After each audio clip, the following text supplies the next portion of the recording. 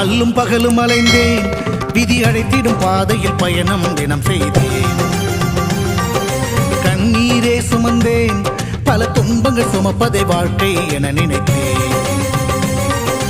இன்பம் என்றால் அது என்னவென்று கனவிலும் கூட கண்டதில்லை. எரிமலை பிழம்பில் நீந்துவதே பிறவி பயன் என நான் இருந்தேன். கருப்பசாமியை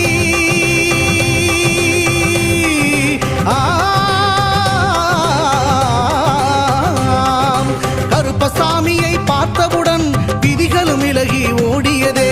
வெறுப்பென வாழ்ந்த வாழ்க்கையை மாற்றி சிறப்பாய் வாழ வைத்தவரே.